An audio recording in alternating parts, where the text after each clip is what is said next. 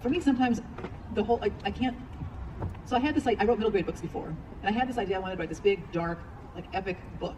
And I knew I wanted to set it in the medieval times because that was something that always fascinated me. So I knew kind of a lot about the Middle Ages.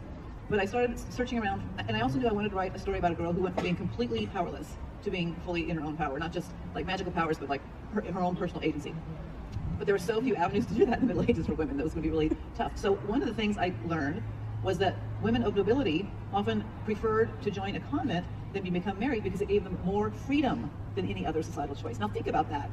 A convent would give them more freedom. So that was okay, bing, bing, bing. But I was still kind of searching for which Middle Ages world to set this in. And I knew she was going to serve in a convent, and I knew she was not going to serve a normal. So one of my favorite books I read when I was younger was The Crystal Cave by Mary Stuart. It's an old book, but what she did was she wove the history and the fantasy together so seamlessly that I was sure that it happened. I had to go to the encyclopedia and look it up because I was sure. The encyclopedias might not show it, but I was sure that really happened. And I love that complete marriage of fantasy and history, so I really wanted to do that. So I found this great little country called Brittany that had all these, it really clung to the old ways much longer than the other parts of Western Europe did. And and the other thing that was interesting that I learned was that many of the saints, the early Christian saints, were actually older pagan gods and goddesses that they appropriated as they tried to kind of convert the populace. So all those things were kind of swirling in my mind. And then of course I thought, well, if she's going to serve one of those ancient gods, of course it'll be death, because that's the most dramatic you can think of, and I wanted there to be big, hard, epic choices.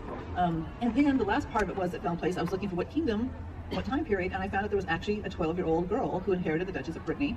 Her name was Anne.